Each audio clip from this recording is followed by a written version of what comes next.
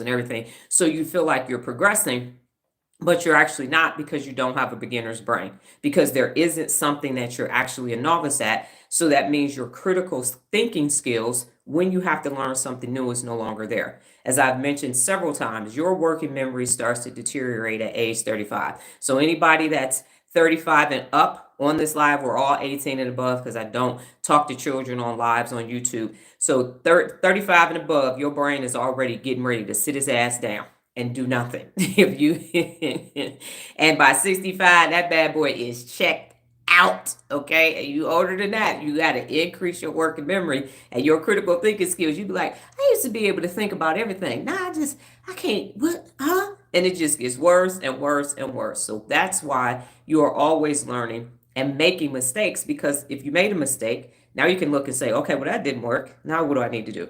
And the brain will go, oh, you want to use me. Okay, cool. Let's think about this. So you actually need to keep learning. You need to keep using practical applications, and you need to keep making mistakes. When maybe it's been a while. So when Facebook was really popular, they had classes at our library because we live next to a senior community.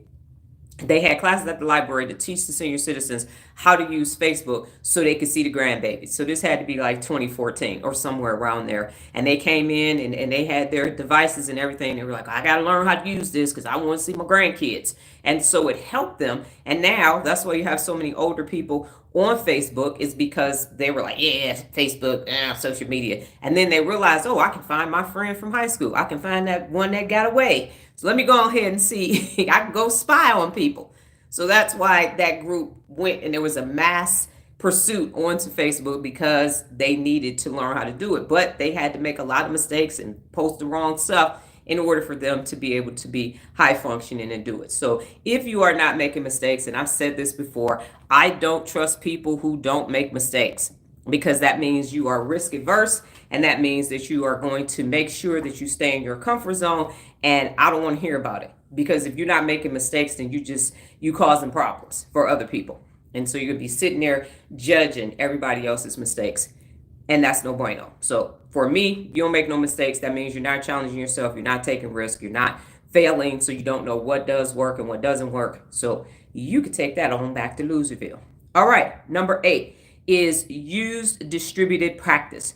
So instead of trying to cram all of this information that you're learning into a long, drawn out study session, try brief focus sessions and then take a break. And so this information comes from the book Brain Rules that I've read multiple times. If you haven't read it, you can read it. I'm a little bit past it, but when I read it the times that I did read it, it was valuable information. I also learned about, because it's 12 brain rules. It talks about sleep cycles and things like that. So I'm saying, yes, you can read Brain Rules. I just don't have a need to read it again. But what happens is so in order for you to distribute the practice, you spend 20 to 30 minutes studying, learning, then you take a break. And then you come back and you restudy what you learned, and then you add something to it. And then you go take another break. And so the example that I would use is this method I started in college. As I've talked about, I struggled with reading well into my junior year of college. And so this is old school as hell. Look at this ring and these cards. But I started doing this in about 1993. And what happens is, and these are my real leader principles. So I have them on one side, and then I have what they are on the other side. So this is sitting on my desk. So throughout, I have a bachelor's degree in public law and government, which means I took political science classes and criminal justice classes. I have a master's degree in criminal justice and a doctorate in organizational leadership. So you got to remember a lot of the Constitution and laws and court cases. This works. So every time after class, I would come back and whatever I learned, I'd put on a card.